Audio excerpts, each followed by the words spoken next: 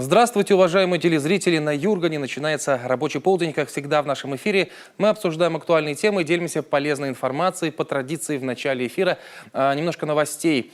Начнем со спорта. Новая генерация одержала первую победу в сезоне. Сыктывкарцы обыграли московскую «Дину». Матч чемпионата России по мини-футболу среди команд Суперлиги состоялся вчера в Троицке. Завершился со счетом 1-2. Гости, то есть наши ребята, открыли счет в игре на 21-й минуте усилиями Ивана Суворова. Виктор Прокушев до перерыва увеличил преимущество, реализовав 6-метровый удар. Во второй половине встречи хозяева сократили отставание, но сравнять счет не смогли. Следующие матчи чемпионата «Новая генерация» проведет на выезде 4 и 5 ноября с командой «Газпром» Югра, так что будем за них болеть. В столице Коми заработал первый светофор с кнопкой. Он будет регулировать потоки машин возле поселка Краснозатонского на 9-м километре автодороги Сыктывкар-Троицко-Печорск. Теперь для перехода проезжей части пешеходам необходимо воспользоваться кнопкой переключения сигналов светофора. Одно нажатие включает зеленый свет на 20 секунд. Следующая смена сигналов возможна только через определенное время. При этом пешеходам необходимо дождаться смены сигналов светофора и, убедившись в безопасности пересечения проезжей части, переходить дорогу, рекомендуют в ГИБДД. Студенты Воркутинского горно-экономического колледжа по специальности компьютерные системы и комплексы включились в работу нового перспективного проекта. Они разработали дешевые аналоги устройств для слабовидящих. Их стоимость будет в десятки раз ниже. Тестовые экземпляры приборов изготовлены в мастерских колледжа студентами старших курсов. Уже сегодня опытные образцы находятся в финальной стадии доработки. И, согласитесь, это здорово. Молодцы, ребята. И вот такая общероссийская новость. Федеральная антимонопольная служба предложила понизить на 10% железнодорожные тарифы на дальние пассажирские перевозки в плацкартных и общественных вагонах. Как сообщил замглавы ведомства Александр Редько, этот вопрос обсуждался на заседании правления ведомства и был продиктован намерениями федеральной пассажирской компании индексировать регулируемые тарифы в следующем году почти на 4%. И это при том, что у ФПК пассажиропоток упал почти на 9%, 8,5%. Ну что ж, будем надеяться, что цены станут дешевле, поезда доступнее, но и мы будем ездить дальше по нашей необъятной родине. Ну а теперь к основной теме. В начале ноября в республике пройдет форум 60+. Исходя из названия, понятно, что это событие затронет старшее поколение наших земляков. Почему было принято решение о его проведении, а также цели и задачи форума, об этом сегодня в нашем эфире. Телефон 46 90 60. Звоните, задавайте свои вопросы. Выражайте свое мнение, мы готовы вас выслушать. Ну и сейчас я с удовольствием представляю наших гостей. Сегодня в студии Людмила Жукова, председатель Коми региональной общественной организации ветеранов войны, труда, вооруженных сил и правоохранительных органов. Людмила Александровна, здравствуйте. Здравствуйте. Также с нами Ольга Олейник, начальник отдела по работе с ветеранами и инвалидами Министерства труда, занятости и социальной защиты Республики Коми. Ольга, добрый день. Добрый день. И с нами Александр Мишалов, директор регионального центра развития социальных технологий. Александр, здравствуйте. Добрый день. Ну, первый вопрос, конечно же, будет связан с общим какими-то такими понятиями. Форум 60+, понятно для кого, но давайте разъясним, зачем, цели и задачи этого грядущего события. Региональный форум 60+, организован по поручению главы Республики Коми и проводится в рамках программы «Старшее поколение». Одной из центральных задач форума является привлечение внимания общественности к проблемам граждан старшего поколения, обмен опытом среди специалистов, обсуждение вопросов индустрии, развития товаров и услуг для граждан пожилого возраста. Я думаю, что вот это основные задачи. А почему возникла такая необходимость проведения? То есть в какой-то момент вот стало понятно, и кому, тот же самый вопрос, что надо вот гражданам золотого возраста уделить отдельное внимание в таком масштабном событии? В конечном итоге форум будет способствовать тому, что улучшится качество жизни граждан пожилого возраста. Кроме того, форум это не только организован он не только для граждан пожилого возраста. В нем могут принять участие все граждане Республики Коми, и мы приглашаем всех на форум. И специалисты обменяются своими мнениями, что приведет к тому, что будут выработаны какие-то решения, которые войдут в государственные программы Республики Коми.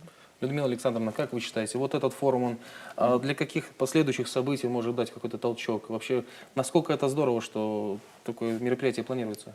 Вот я и хочу сказать, что это здорово, что в нашей республике и по инициативе главы республики проводится это мероприятие. Оно впервые. Самое главное, это стимул будет для пожилых людей обратиться друг к другу, мастер-классы всевозможные. Затем большой богатый материал будет для составления новой программы «Старшее поколение». Потому что сегодня главная эта цель, конечно, это защита интересов граждан пожилого возраста. И вот эту цель мы и преследуем при проведении форума. Ну, уже давно говорится о том, что население России взрослеет. То есть, наверное, вот в контексте этого форум тоже будет актуален. Разумеется. Александр, скажите, пожалуйста, я знаю, что форум это будет не однодневный, там такой многосоставной. Какие запланированы, может быть, мероприятия основные? Основное мероприятие в рамках форума планируется на 3 ноября в торгово-промышленной палате с 10 утра до 5 часов вечера. Опять же, да, приглашаем всех жителей города Сыктывкара и гостей столицы. То есть в рамках данного мероприятия будет проходить выставка «Экспо Золотое время». И, как вы сказали, география нашей республики, она большая, то есть протяженность квадратных километров. На данной выставке примут участие 16 муниципальных образований со всей республики, 5 министерств республиканских и иные организации общественные, которые занимаются вот именно которые занимаются целевой аудиторией как старшее поколение. То есть они предоставят те программы и проекты, которые они реализовали, которые реализуют сегодня. То есть и это такая площадка больше для прежде всего, людей золотого возраста, старшего поколения, чтобы они могли прийти, посмотреть, что в республике есть для них. То есть какие программы, где они могут себя применить. И мы постарались охватить все проблемы, которые, так сказать, возникают, вопросы. И на данной выставке будет оказана психологическая помощь, юридическая помощь. То есть все муниципальные образования, они подводят некоторую черту на данном форуме, то есть лучшие свои реализованные программы, проекты в рамках программы «Старшее поколение», они будут презентовать какие-то мастер-классы. То есть также, как у нас сейчас время движется вперед и госуслуги, то есть мы планируем, чтобы пожилым людям донести эту информацию, как это возможно. То есть и в рамках выставки каждый пришедший сможет зарегистрироваться на портале госуслуг. Ну, это здорово, это очень Это удобно. здорово. Ведь. И самое главное, что готовя вот это мероприятие, опирались на мнение, именно изучали мнение людей старшего поколения, что бы они хотели видеть. Это правильно, Это потому здорово. что иногда действительно придешь, и вроде бы тебе это и не надо, а тут, получается, целенаправленно готовили, да? Вы знаете, я хотела бы похвалить вот в этом вопросе инициаторов. Очень много ведь правовых вопросов для пожилых людей актуальны. Вопросы психологов. И ведь молодцы, они сейчас сделали большую группу юристов, будет психологов, и могут свободно люди пожилого возраста прийти и получить на заданный вопрос квалифицированный ответ. То есть там будет абсолютно бесплатная возможность, да, Всё что-то бесплатно. спросить, Да. узнать. Все, что будет в рамках выставки в торгово-промышленной палате по адресу Интернациональная 98, будет абсолютно бесплатно. То есть все, что будет представлено на выставочных павильонах. То есть вообще, как бы не рассказал, что планируется порядка 30 выставочных павильонов. То есть муниципальное образование, министерства и организации. Они будут оформлять свои как бы стенды баннерами, мастер-классами различными, где вот люди, которые придут, смогут визуально посмотреть, поучаствовать, что-то сделать своими руками и не уйти с пустыми руками. То есть посмотреть, что вообще, допустим, если мы говорим про город Сыктывкар, вообще кто предоставляет данные услуги для старшего поколения, куда можно обратиться и по различным направлениям. Вот также одним из участников данной выставки будет Центр занятости населения города Сыктывкара. Вот это, кстати, тоже актуально, ведь многие у нас люди в возрасте хотят и могут работать. Конечно. Это очень Да, важно. есть потенциал, есть ресурсы, и в принципе вот в рамках данной выставки мы планируем как-то вот подсказать, может быть, куда обратиться и какие возможности есть для людей в данном возрасте для самореализации. Ольга, скажите, пожалуйста, какова вообще доля процента людей, которых у нас, вот, можно сказать, 60 плюс категории, если мы вот так вот говорим, много ли таких в нашей республике? Ну, если мы конкретно скажем о людях золотого возраста, то в республике их проживает на сегодня примерно около 200 тысяч, то составляет порядка 20% от общего населения. То есть это республики. весьма значимая То есть такая часть. достаточно большая доля, да. Людмила Александровна, из ваших знакомых собирается кто-то прийти? Вы уже Конечно. кому-то сказали, что вот так идем все на выставку, потом на другое какое-нибудь мероприятие. К этой дате мы сделали заезд в Максаковку ветеранского актива всей республики. Это 50 человек. Я вчера встречалась с этими максаковскими товарищами. Они все будут организованно представлены там. Дальше мы просили районы и города организовать. Тоже главы муниципальных образований, руководители согласились и привозят большие же делегации сюда посмотреть. И мои знакомые в том числе, конечно, тоже пойдут. А вот, Александр, а молодежи, вот чем будет интересна эта выставка? Потому что мы же говорим о том, что не только для пожилых людей, да, но и для, допустим, может быть, даже для внуков прийти можешь вместе с бабушкой, там что-то посмотреть, что-то сделать, возможно, будет. Ну, конечно, я думаю, что, безусловно, для молодежи вход, он, безусловно, открыт, потому что у каждого молодого человека есть пожилые люди, о которых он должен заботиться и проявлять это, как бы, то есть, некоторый, ну, некий долг. Поэтому некоторые люди могут, в принципе, нас не увидеть, не услышать, потому что мы ведем тоже информационную кампанию в социальных сетях, на наших группах, официальных сайтах, через вас оповещаем. Но пожилые люди не всегда воспринимают, и поэтому сегодня хотел бы, пользуясь случаем, обратиться к людям молодого поколения, то есть к студентам, может быть, даже, у которых есть пожилые люди. В принципе, вы можете также прийти, посмотреть, изучить выставку, все, что на ней представлено, и потом донести до своих родственников и пожилых. Но я знаю, что там запланированы какие-то культурно-просветительские мероприятия, да? Что вот под этим подразумевается? Значит, мы разбили выставку на 3 зоны. То есть это сама выставка в павильонах, и в то же самое время будет работать вторая зона, мультимедийная. И там будут 3 времени. Все о здоровье, оно будет начинаться в 11 часов. И там будут выступать вот именно представители тех технологий, которые будут рассказывать о том, как поддерживать себя в здоровом, так сказать, в тонусе. Несмотря на то, что организм стареет, ну, как находиться... Как чувствовать себя молодым постоянно. Как чувствовать себя хорошо в данном возрасте. Потому что, безусловно, нужны определенные рекомендации. То есть, и мы планируем, что некоторые специалисты, они будут рассказывать о том, какую зарядку нужно делать, презентовать какие-то технологии. Ну, то же самое скандинавская ходьба, йога для старшего поколения, то есть какие-то упражнения такие практические. И у нас будет мода, да, для пожилых людей, то есть, ну, там, как одеваться, как ухаживать за собой, такие вопросы, аспекты мы хотим осветить. И 3-й блок на данной мультимедийной площадке – это все о том, куда реализовать свои таланты. То есть такая она культурная. Будут выступать коллективы города Сыктывкара, вот именно люди данной категории, которые уже где-то участвуют в какой-то самодеятельности. И мы планируемся через это донести о том, если люди, допустим, и они здоровые, если у них все сработает хорошо, в принципе, а у них еще есть силы, и они могут как бы поучаствовать и посмотреть о том, какие коллективы, куда, ну, можно записаться и принимать участие.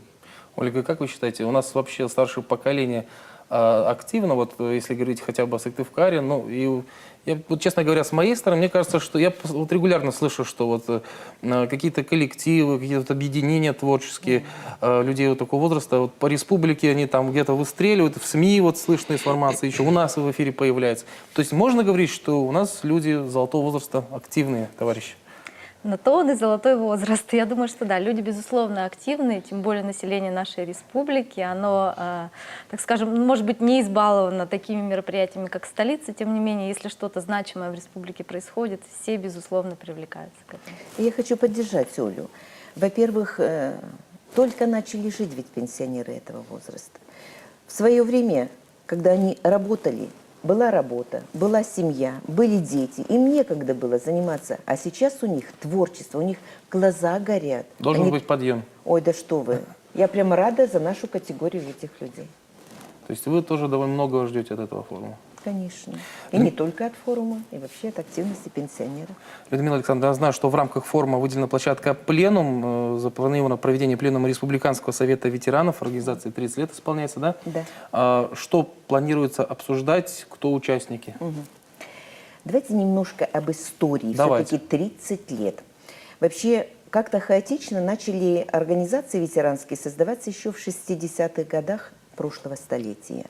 А организационное начало уже положили с марта 1987 года, то есть 30 лет назад, когда была конференция, был принят устав, самое главное, И лидером республиканского движения ветеранов был избран Путинцев Виталий Васильевич. Это, во-первых, участник Великой Отечественной войны, орденоносец. Это человек, имеющий богатейший опыт и жизненной, и работы в государственных структурах. И вот благодаря этому человеку была выстроена стратегия развития ветеранского движения в республике. Многое очень сделано. Во-первых, первая республика Коми из всей Российской Федерации приняла закон о ветеранах. Второе. Была разработана программа «Забота» об этой категории людей. Стала издаваться книга памяти о людях, ушедших на войну, вернувшихся, умерших или вообще без вести пропавших. Эта книга продолжается издаваться и сейчас. Университет очень плотно работает по этому вопросу. Вот те годы были насыщены, когда активными были участники, вернувшиеся Великой Отечественной войны. А проблем было очень много. До 700 квартир сдавала республика для того, чтобы улучшить условия этой категории людей. Установка телефонов – это тоже дефицит был. Около 1000 телефонов в год. Знаете, забота к этой категории была проявлена очень высочайшая. Но, к сожалению, 10 лет отработал Виталий Васильевич, ушел из жизни. И его на посту сменили другие лидеры. Ну, в частности, Турьев Георгий Васильевич, тоже отдавший 10 лет работе движению ветеранскому. Хахалкин Станислав Юрьевич, это все знаменитые у нас люди. Потом преемственность, так сказать, была у пасечника Александра Борисовича. И вот с февраля месяца Республиканский совет возглавляю я. И мне бы хотелось вот сегодня сакцентировать внимание на том, что мы, ветераны, люди самые умудренные, опытные, мы никогда не должны стоять в оппозиции. Ни у органов исполнительной власти, ни у депутатского корпуса, ни у кого. Мы должны быть только помощниками во всех вопросах, как самые действительно имеющие богатый жизненный опыт. Но первое назначение – это защита интересов ветеранов.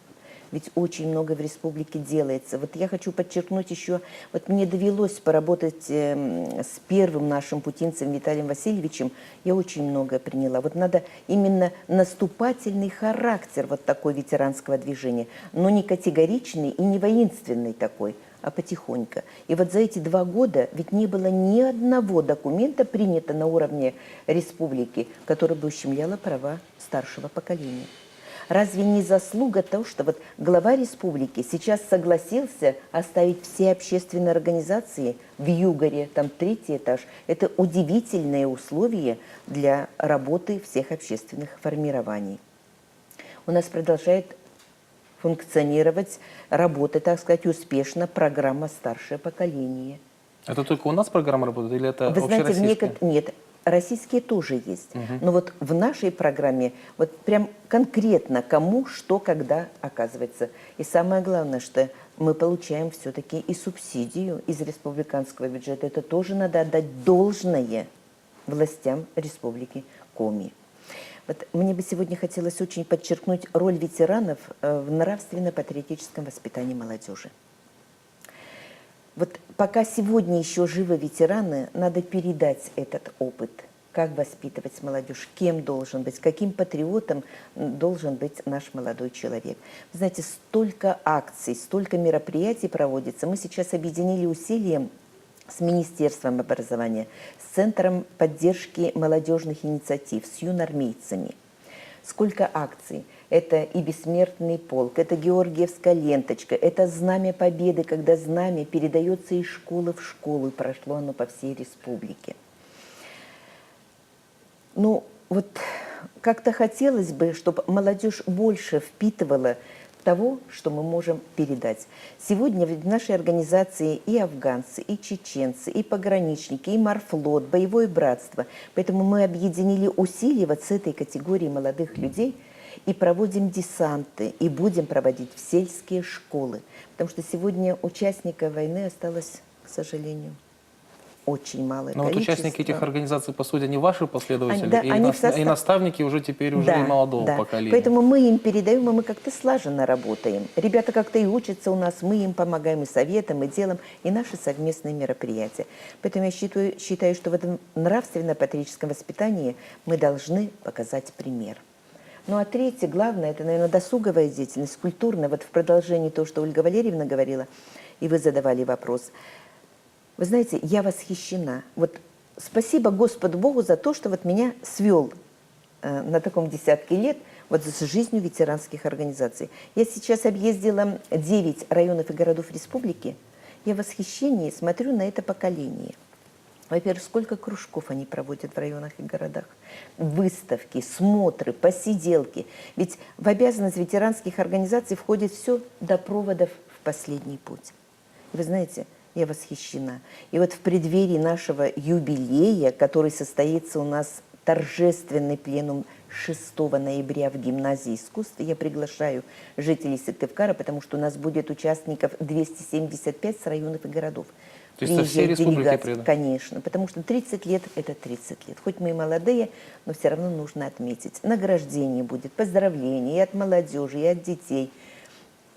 И я приглашаю, конечно, всех. И мне бы хотелось сказать сегодня большое спасибо нашим активистам, нашим ветеранам. Вот за их щедрое сердце, за их добрые дела, вот за их такую душевность, активность. Они молодцы у нас. И пожелать, конечно, я хочу в первую очередь, конечно, здоровья. И чтобы они никогда не потеряли дух, вот боевой дух на эти добрые дела. И чтобы никогда в их дом не постучалась беда. Я желаю, как сама, относящаяся к этой категории, и всем своим сверстникам жить долго и жить счастливо. Я думаю, что мы только присоединимся к этим пожеланиям. И очень хочу, чтобы вы свой боевой дух передали, конечно же, молодому поколению. Я, кстати, думаю, Ольга, скажите, пожалуйста, вот на самом деле так у нас хорошо строится работа ветеранов, ветеранских организаций с молодым поколением, да? Действительно, часто довольно слышится о том, что проходят встречи, в том числе и касаемо патриотического воспитания. А можно говорить о том, что мы, республика, в какой-то степени может этим похвастаться? Думаю, что да. Безусловно, ветеранские организации, наши лучшие друзья и помощники. Заключен у нас договор о совместной деятельности. Порядка 30 лет мы работаем вместе. Я думаю, что да, можно с уверенностью говорить о том, что ветеранские организации вовлекаются в общественную жизнь. Это очень здорово, на самом деле. Людмила Александровна, хотите добавить что-то? Нет. Нет. Я просто хочу сказать, что вот пока живы люди старшего поколения, нужно перенимать опыт. Вот сегодня очень обидно, когда едешь в автобусе, и молодые люди, девушки, не уступают пожилым. Это очень плохо. Вы знаете, мне бы не хотелось обойти еще стороной один вопрос. Вот святой праздник 9 мая, День пожилого человека. Мы обращаемся к благотворителям за помощью. Вы знаете, хотелось бы отметить очень сегодня помощь целенаправленную Зеленецкой птицефабрики, ликероводочного завода, мелких предпринимателей, даже вошедших и работающих в нашей республике, Магнита, Кей, Пятерочка, они все очень хорошо оказывают помощь, кроме магазина Кей «Июнь», которые даже в этот святой день и то не оказывали помощь. Ну, давайте такие подробности не будем уже обсуждать. Это мы говорим сегодня о форуме 60+, который стартует в эту пятницу на Интернациональной 98 в Торгово-промышленной палате Республики Коми. Много площадок, много всего интересного для нашей золотой, будем так говорить, молодежи, которая может прийти, посмотреть, что-то найти для себя интересное, окунуться в современный мир при помощи технологий, которые там будут представлены в том числе. И, конечно же, можно прийти всем, у кого есть дома бабушки, дедушки, можно прийти с ними. Конечно же, лучше всего это будет сделать, потому что там много будет говориться, в том числе и, например, и о том, как сохранить свое здоровье, потому что с возрастом мы знаем, к сожалению, накопившиеся какие-то болезни или другие обстоятельства влияют на наш организм не очень хорошим способом. Вот я как раз хочу спросить у Людмилы Александровны, скажите, а какие возможности оздоровления будут представлены, и, на ваш взгляд, что будет наиболее интересно, может быть? Ну вот, может, на выставке-то форум не будет очень много там представлено. Я просто хочу сказать, что у нас делается в республике Так. для оздоровления ветеранов. Значит, у нас существует 2 учреждения. Это госпиталь в городе Сыктывкаре и в Печоре, где ветераны в течение всего года имеют возможность циклами проходить лечение и обследование. У нас есть, правда, с не очень хорошей базой, но Сереговский курорт. И мы выражаем надежду, все-таки республика достроит новый корпус, и Серегово будет принимать людей старшего поколения. Я думаю, вся республика об этом мечтает. Да, мечтает. И я думаю, что это будет ускоренный процесс. У нас есть возможности и надежда на то, что сейчас вернулся санаторий «Колос» в собственность республики. Это «Колос» находится в городе, это в Кировской области, где, наверное, ветераны тоже смогут отдохнуть. Затем мы поставили цель оказать помощь нашему населению старшему возрасту, особенно в контроле, в общественном контроле за медицинским обслуживанием и лекарственным обеспечением. Мы побывали уже в Карткировском районе, провели там встречу с населением, были в 5 населенных пунктах. И я хочу сказать, что мы не одни ездим, ветераны, приглашаем общественную палату, активно всегда, общественно-приемные главы, Союз женщин, Росздравнадзор, аптеку управления. И вот большим этим фронтом мы выезжаем в проверку. Следующий у нас будет, это Княж-Погосский район. На 2018 год мы точно так же будем устраивать вот эти десанты по общественному контролю за медицинским обслуживанием. То есть вы планируете, населения. может быть, все муниципалитеты проехать? К сожалению, мы не сможем, наверное, потому что и подменять мы не будем другие функции, выполняющие эти, не Министерство здравоохранения, не контролирующие, но по возможности, где плохо налажен этот вопрос, мы, конечно, будем помогать людям. Но ветераны же могут обратиться к вам. Есть наверняка часто обращения, да? Конечно, обращений много. Мы ведь ведем личный прием. К нам приходят люди, нам звонят, мы откликаемся. Потом мы выезжаем в командировки и обязательно проводим личный прием. После личного приема, вернувшись сюда, мы всегда пишем письма. Особенно контактируем с Министерством здравоохранения. Уважаемый министр Дмитрий Борисович с нами в тесном контакте по решению всех вопросов. Это хорошо. Давайте вернемся к выставке, да, Экспо, золотое время. Может быть, какие-то, Александр, отдельные павильоны могут привлечь наибольшее внимание у старшего поколения? Хотел бы добавить вот к выступлению Людмилы Александровны. Она сказала то, что на выставке, возможно, не будет, но я хотел бы сказать, что будет. Сыктывкарский филиал Московского протезно-ортопедического предприятия. Они будут представлять средства реабилитации для пожилых людей. Там у них есть специализированная обувь, там кому-то нужна консультация, допустим, для того, чтобы в каких-то бытовых условиях ему стало сложно справляться. То есть они представят весь спектр тех товаров, которые они изготавливают для граждан. Такая площадка будет. Также Министерство культуры и туризма, архивного дела, они будут представлять свои площадки и будут презентовать учреждения для людей пожилого возраста, то, что проходит на их базе, на их площадках для людей этого возраста. Будут различные интересные мастер-классы, нетрадиционная техника рисования в стиле эбру на воде. Мне тоже интересно, хочу посетить.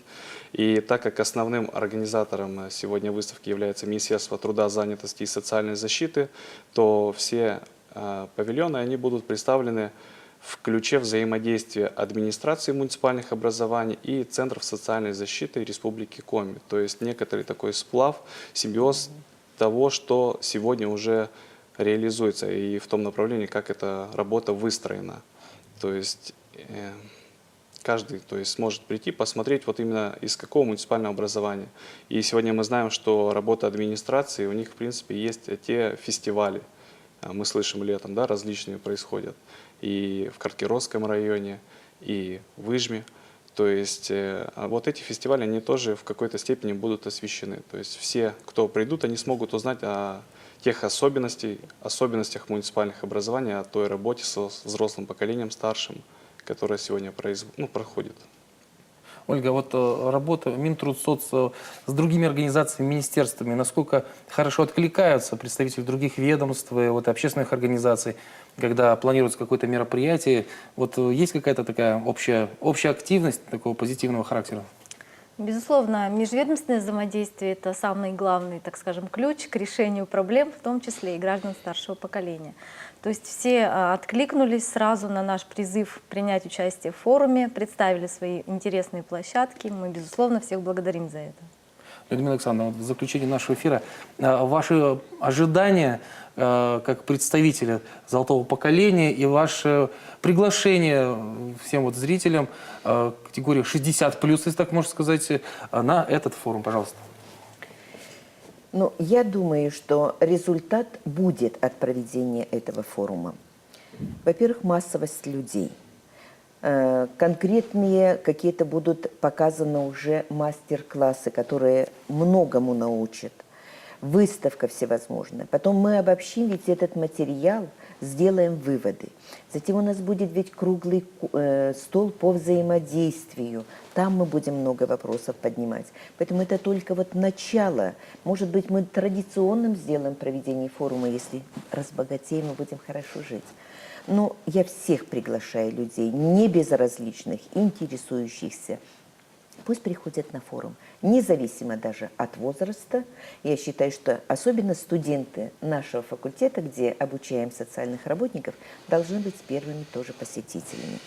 Поэтому удачи в проведении нашего форума. Ну что ж, мы вам тоже искренне желаем удачи, чтобы все состоялось, было большое количество посетителей, главное, чтобы все вынесли для себя ту информацию, которую им надо, и желаю в вашем лице желаю активности старшему поколению, потому что действительно вы подаете нам пример, а мы уже, соответственно, передаем более молодому поколению. Спасибо вам большое. И вам спасибо большое.